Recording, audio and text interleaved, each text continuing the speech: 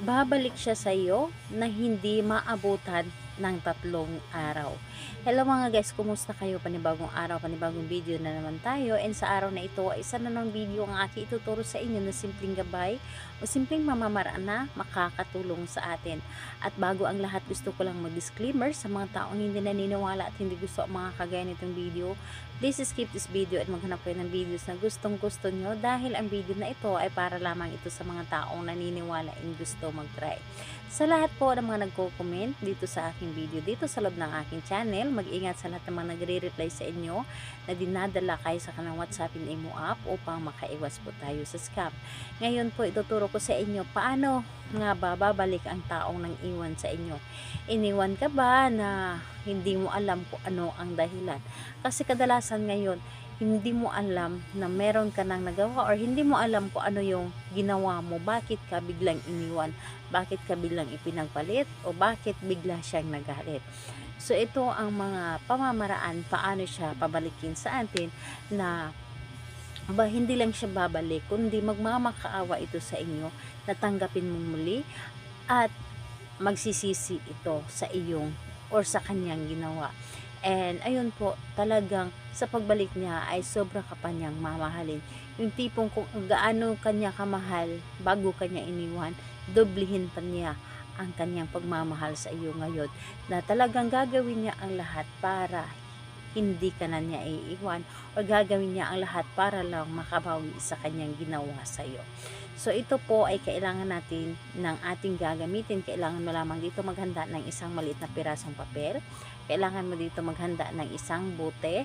Kahit ganitong bote po pwede, basta bote po. Tulad po nito babasagin po dapat. Pwede naman kahit hindi clear tulad nito. And kailangan din natin dito ng asin at kailangan din natin dito ng vinegar. So yun lamang ang dapat nating ihanda. And kapag handa na yung akin na ibanggit na ating gagamitin, ang isunod mo ay i-ready ang inyong sarili. Sa lagi ko pong sinasabi na kapag gagawa tayo ng isang ritual, dapat po ay buo ang ating loob sa paggawa nito, tiwala at paniniwala dapat. And kailangan na hindi tayo nagdududa sa dapat nating gawin, and kailangan buo ang ating loob. And ayun po, kailangan na para bang hinihila ka na gawin ito. So ayun po, kapag ready ka na, pwede mo na itong umpisahan. So ang gagawin mo lamang dito, napakadali lamang. Dito sa isang papel, isulat mo lamang dito ng 3 ulit. 3 ulit po ang kanyang pangalan at apelyido. Isusulat mo po dito. 3 linya po yung kanyang pangalan at apelyido. At kapag naisulat mo na ito, iro-roll mo ito na papunta sa inyo. And habang niro-roll mo ito, iisipin mo siya na babalik siya kaagad na hindi makaabot ng 3 araw. And kapag na-roll mo na ito, buksan ang bote na ito at ilagay mo dito sa loob ang papel na ito. Ilagay mo ito sa loob at ilagay ang suka, ilagay ang asin. Ang asin kasi is pangontra ito. Pangontra para hindi ito kontrahin ang iyong ginawa. And kapag nalagyan mo na ito or nailagay mo na yung papel, asin at suka dito sa loob, ibulong mo dito ang iyong nais sa pamamagitan ng asin at suka o sa aking ginawa ngayon. Ikaw ay babalik sa akin nang hindi makaabot ng 3 araw. Mababalisa ka at hindi ka makakatulog dahil ako lamang ang nasa isip mo at magmamakaawa ka na balikan or tanggapin kitang muli. Magmamakaawa ka na mahalin kitang muli.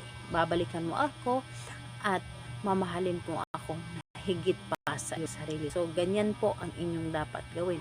And pagkatapos nun, takpan ninyo ang buti na ito at alugin ninyo ng alugin po para maramdaman niya ang inyong ginawa. So, alugin ninyo ito ng alugin at sabay sambit ng kanyang pangalan paulit-ulit kahit ilang bisis po. Alog at pangalan niya at apelyido, pangalan, apelyido. Tawagin ninyo palagi. Babalik ka sa akin, babalik ka sa akin. So, ganyan po ang inyong dapat gawin. And pagkatapos nun, ang buti na ito, ibaon po ninyo sa lupa, sa gilid ng inyong bahay. So, ibaon po ninyo para yung isip niya ay hindi mawala sa inyo at talagang babalik at babalik siya sa iyo.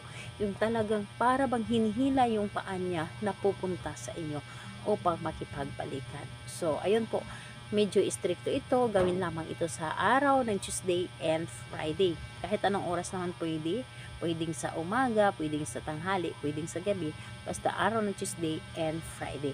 So, ayun po, salamat po sa inyo. Bye bye everyone. God bless us all.